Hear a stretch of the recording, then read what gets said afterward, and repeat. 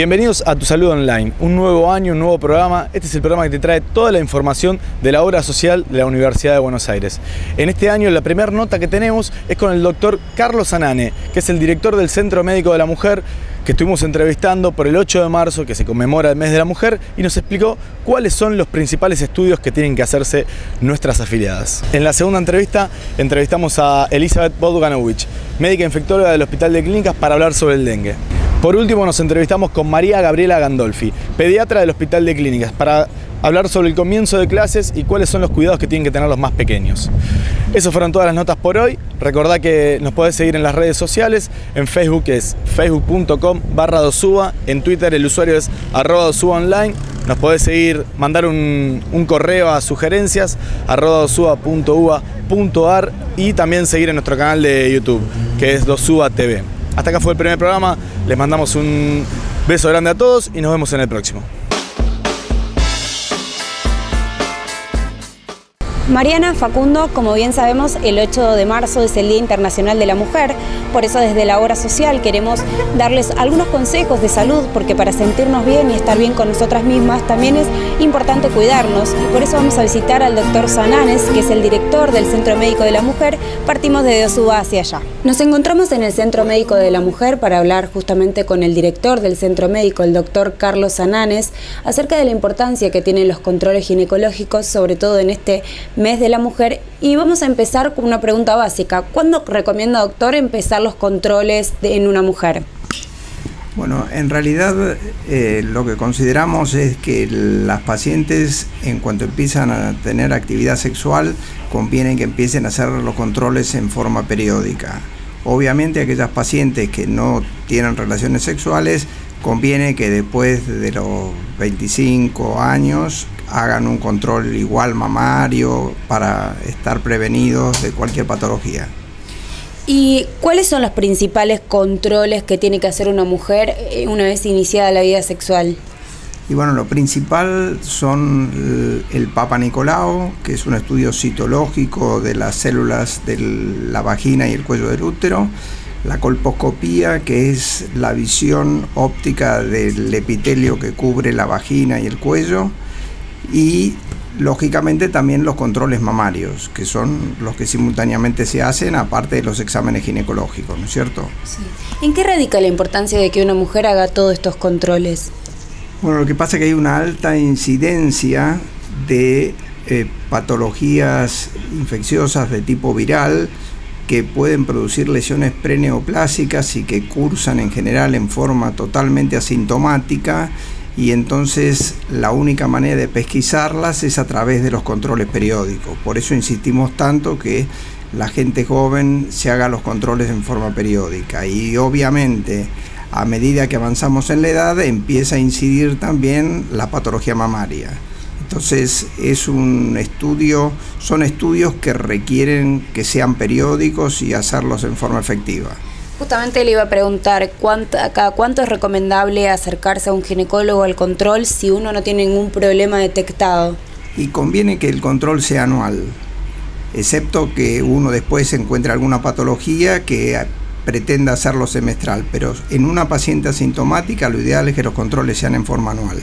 ¿Cree que en los últimos años ha habido un acercamiento o una toma de conciencia más de las mujeres, o quizá también dejado de lado el pudor que por ahí las generaciones anteriores tenían y se acercan más? Sí, yo creo que sí, que vemos de que antes costaba mucho más que las pacientes jóvenes se hicieran ver, y ahora nosotros notamos de que el control lo hacen en forma espontánea, pero no obstante hay que seguir insistiendo, porque lo que uno tiene que tener en cuenta que el diagnóstico precoz, o sea, poder diagnosticar las lesiones en una etapa asintomática, es la mejor posibilidad de curación que uno tiene. Entonces no hay que perder esa posibilidad de curación que depende del diagnóstico precoz. Sí, hablamos de enfermedades que quizá todavía no tienen cura, pero conociéndolas desde el principio, antes de que se desarrollen, pueden mejorarse en la calidad de curación. Exactamente.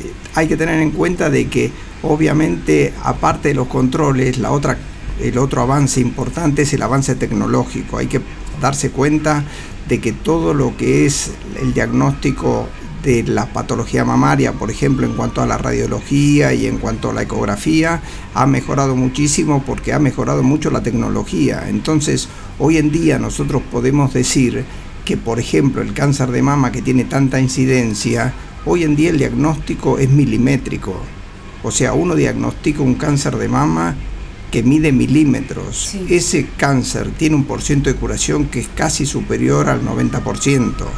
Mientras que cuando ya uno el diagnóstico lo hace superado el centímetro, ya el pronóstico cambia y obviamente cambia también los porcentajes de curación.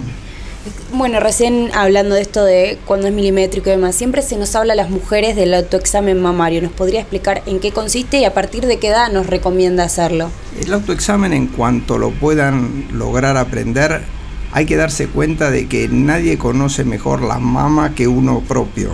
Entonces, porque uno se puede autoexaminarse cuando se baña, que justamente el hecho de el jabón y todo facilita la detección porque permite un tacto mucho más sensible. Pero es un procedimiento relativamente sencillo que lo puede explicar el ginecólogo y eso permite que las pacientes se autocontrolen y, por supuesto, si se notan algo, consulten precozmente al ginecólogo. No obstante, por esto que yo te decía de que hoy en día el diagnóstico es milimétrico, estamos hablando de masas no palpables. Sí. ¿Entendés? O sea que recién cualquier nódulo mamario se hace palpable cuando supera el centímetro, centímetro y medio. O sea que la verdad que el diagnóstico tiene que ser antes. Entonces, para que el diagnóstico sea antes, hay que hacerse los estudios, porque los estudios son los que detectan las lesiones tan precozmente, ¿no es cierto? Sí. Bueno, nosotros era lo que queríamos remarcar en este mes de la mujer, que hoy, teniendo el avance de la tecnología, cuestiones tan al alcance de la mano, es importante que uno regularmente se acerque a su médico y haga los exámenes correspondientes. Exactamente, sí, yo creo que sí, es en lo que más hay que hacer hincapié, de que las pacientes tomen por costumbre, tener su ginecólogo, hacer sus controles en forma anual y hacerse los estudios, que es fundamental. Bueno, doctor, le agradecemos esta participación y bueno, volvemos a hacer el llamado a las mujeres de Dosúa y en general para que hagan sus controles ginecológicos. Sí, por supuesto, nosotros estamos a las órdenes de todas ellas, estamos todos los días atendiendo en el centro médico, todo el día, o sea que tienen acceso para poder solucionar esos problemas y tenemos tecnología de punta como para poder hacer un diagnóstico precoz y conseguir la curación. Bueno, entonces pueden visitar la página de Dosúa y van a encontrar en la cartilla médica el Centro Médico de la Mujer para sacar su correspondiente turno. Mariana Facundo, estamos con la doctora Elizabeth Bogdanovich, ella es médica infectóloga, es integrante del equipo de infectología del Hospital de Clínicas. Hay un tema que nos preocupa, que realmente es candente en la actualidad, que es el tema del dengue. Están apareciendo nuevos casos, se habla de aproximadamente 20.000 en todo el país y 500 en la ciudad de Buenos Aires. Para saber un poquito de esta realidad, estamos con la doctora. Bueno, cuénteme un poco cómo la están viviendo en el Hospital de Clínicas. Bueno, esta situación motivó la necesidad que se generara toda una alerta y que existiera toda una normativa para evaluar a pacientes febriles bajo ciertas características. En general es fiebre que lleva algunos días, entre 5 a 7 días, en ausencia de otros focos clínicos que sugieran otra infección en curso, y ya al momento actual no hace falta tampoco que tengan un antecedente cierto de haber viajado a determinados países, sobre todo a países limítrofes. Habida cuenta que ya hay casos autóctonos, simplemente el antecedente de fiebre sin foco motiva la necesidad de estudiar al paciente febril, particularmente mujeres y chicos, que en general son los más afectados en el contexto de la epidemia.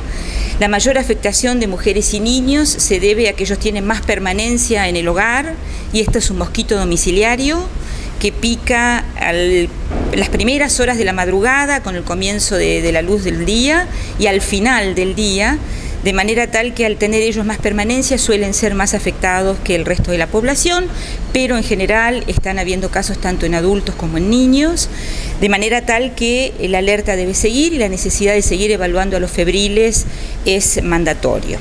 Esta evaluación supone hacer un buen examen físico, clínico, y realizar en la primera semana de enfermedad la búsqueda directamente del virus del dengue, que se hace ya sea identificando su material genético o bien se hace identificando un antígeno del virus, un pedacito del virus.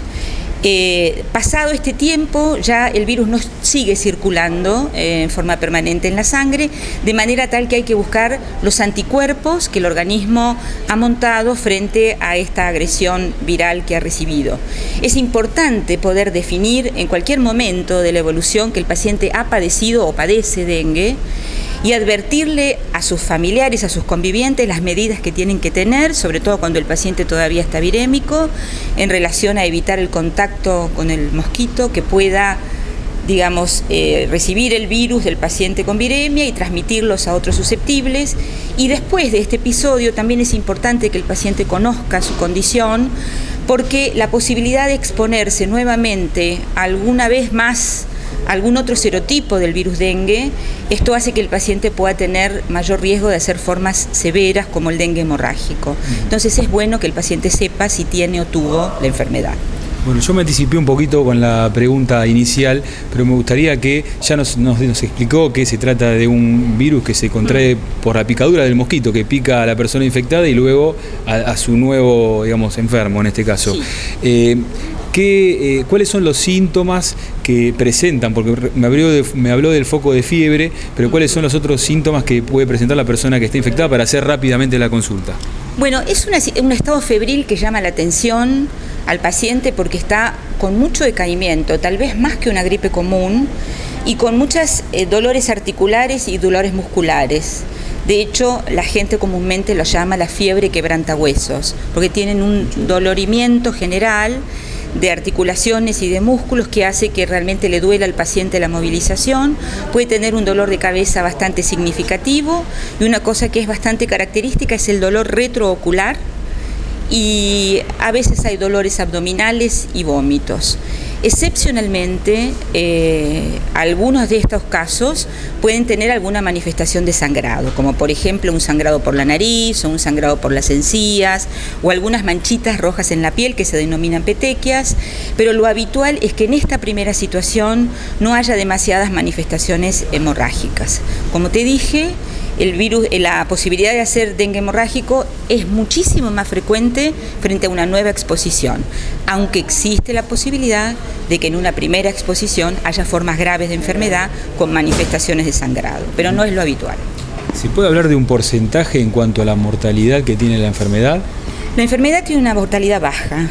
Tiene alrededor del 2 al 3% de mortalidad. De hecho, eso es lo que está pasando también en el Brasil, que llevan más de 200.000 casos y alrededor de 20.000 muertos. De manera tal que la mortalidad no es alta, pero básicamente lo que tiene que quedar muy claro para la población es que todos debemos participar en el control de la epidemia, si no, no hay forma. A diferencia, una salvedad que creo que es importante hacer, es que a diferencia del virus Zika, que tiene el mismo mosquito vector o transmisor, esta enfermedad no tiene impacto en el desarrollo en el curso de un embarazo, no tiene impacto para el feto en el desarrollo del curso del embarazo. Sí puede cursar con algunas manifestaciones de hemorragias para la mujer, sangrado vaginal, hemorragias placentarias, pero no da malformaciones como, digamos, estamos viendo o estamos creyendo que el virus Zika sí está relacionado con malformaciones básicamente del sistema nervioso. Esto no está escrito para el virus dengue, pero por cierto no es nada recomendable que una mujer embarazada padezca la enfermedad por riesgos de hemorragia.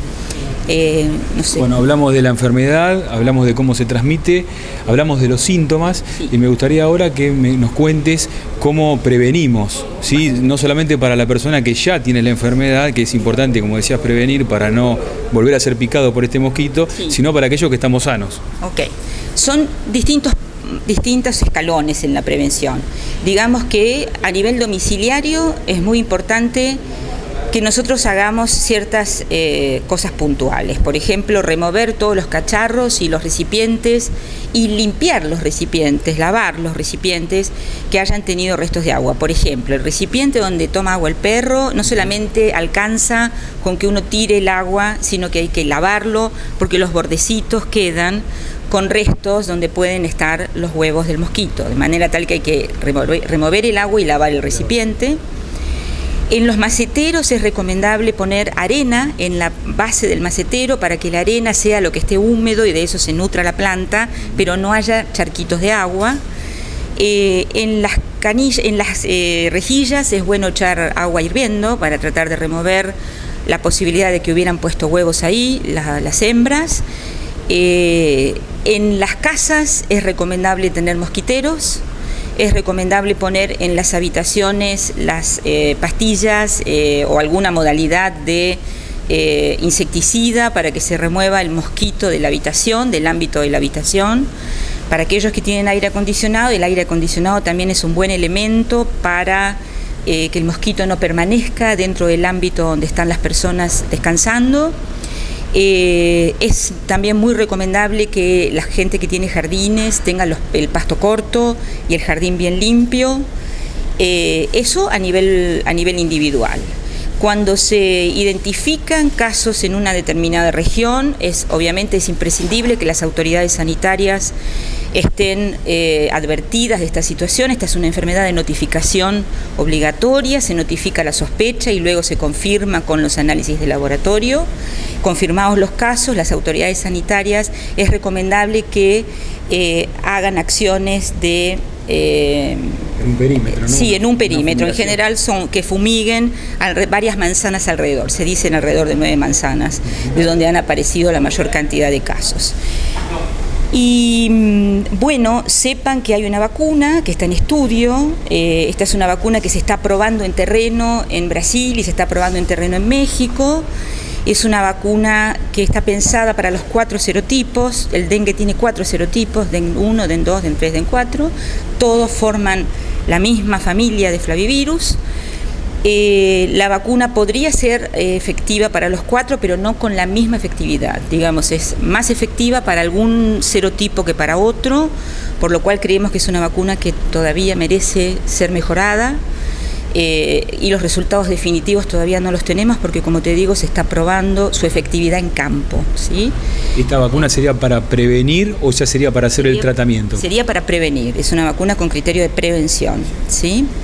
Y bueno, en relación a las autoridades sanitarias, estar atentos a la progresión del brote, tener los recursos para poder asistir a los pacientes, tener la medicación, que es una medicación muy sencilla, es paracetamol, simplemente para el manejo de la temperatura, y estar al tanto, además de todo, de la aparición o de seguir vigilando la probabilidad de aparición de otros virus que comparten el mismo vector y que están presentes en países limítrofes, como son el virus Zika y la fiebre chikungunya.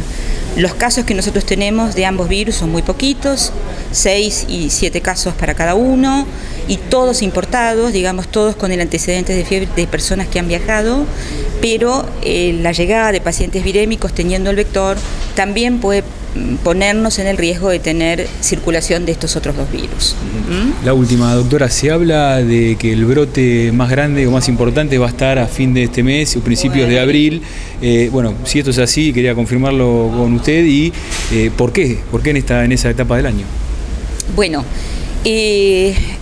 lo que nosotros preveemos es que con la continuidad del calor, de los días cálidos, con temperaturas superiores a 15 grados, el mosquito pueda seguir manteniendo su ciclo de replicación.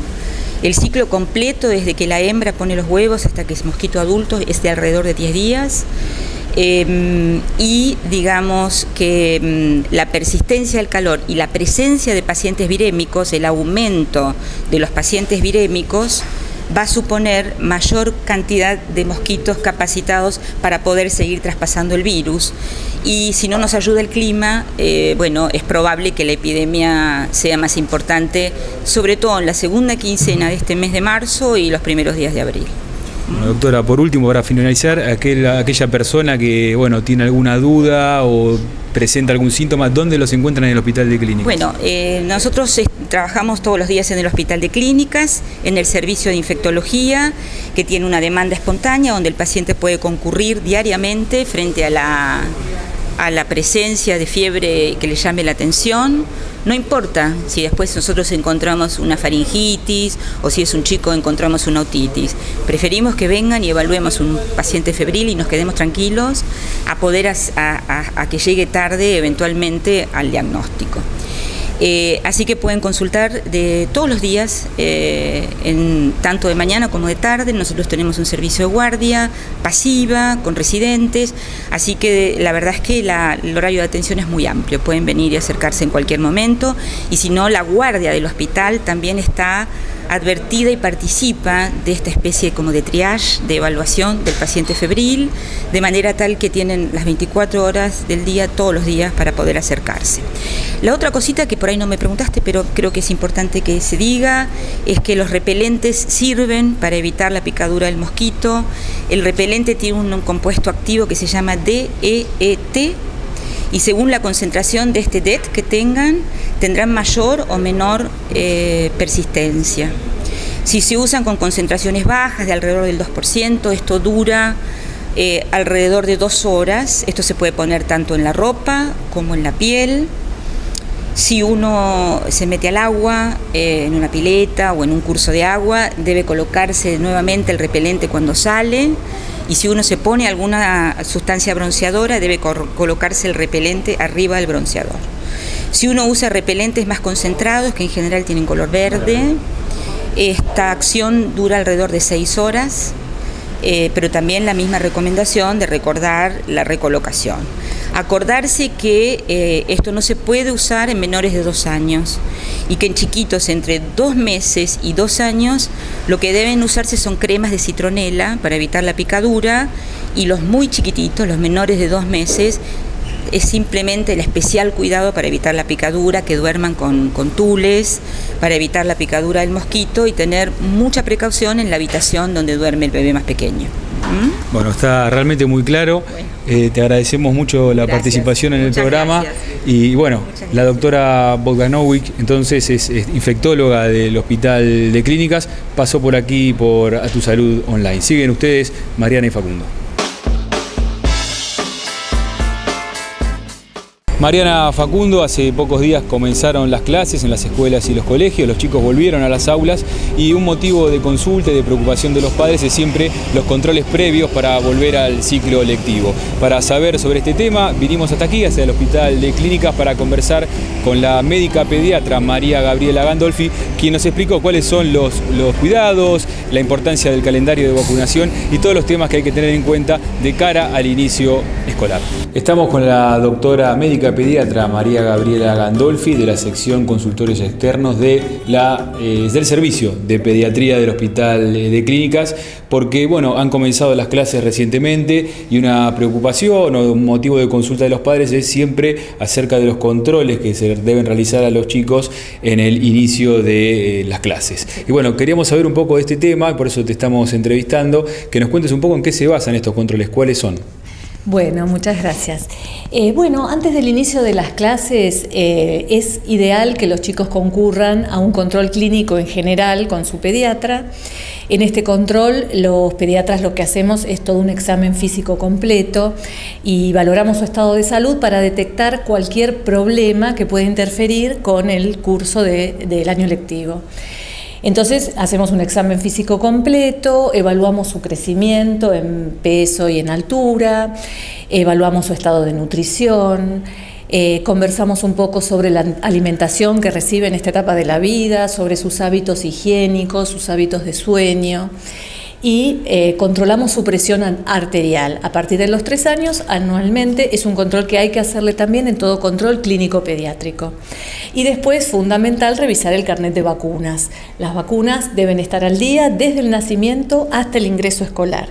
El ingreso escolar es la edad de los 6 años, así que antes de empezar el primer grado de la escuela, los niños entre los 5 y 6 años deben tener aplicadas las dosis de vacunas obligatorias de los 6 años, que para para recordarle a todos los papás, son la vacuna triple viral, la triple bacteriana y la vacuna Sabin en sus segundos refuerzos, que ya las recibieron antes cuando eran más pequeños, pero que deben estar aplicadas antes del inicio del primer grado.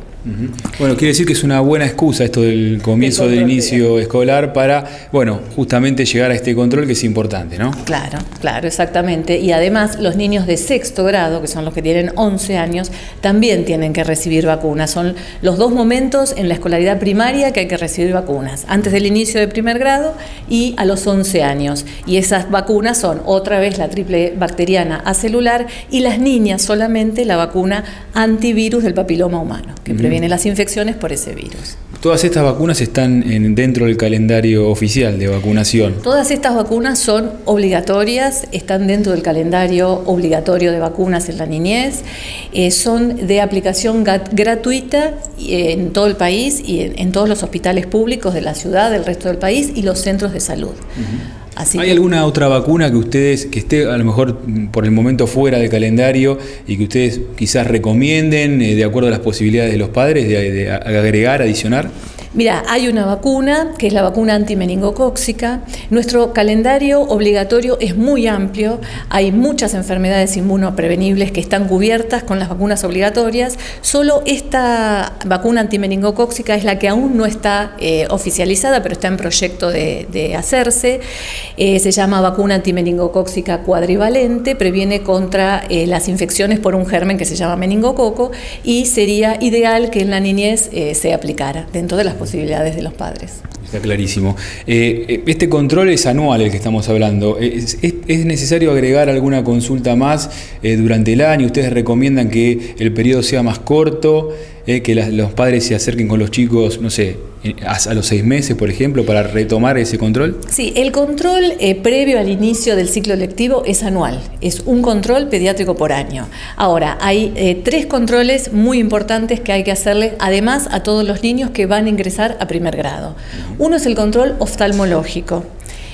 El control con el oculista es para evaluar la visión de los niños, porque un trastorno en la visión cercana, en la visión lejana, algún otro trastorno oftalmológico que no sea detectado a tiempo y tratado en forma adecuada, va a interferir mucho en el aprendizaje de los chicos, sobre todo en la escuela, donde tienen que aprender a escribir, leer, tienen que prestar atención. Entonces un trastorno visual puede interferir en todo esto. Por eso es importante que antes del primer grado tengan hecho el control oftalmológico y luego periódicamente según la indicación del oftalmólogo o del pediatra.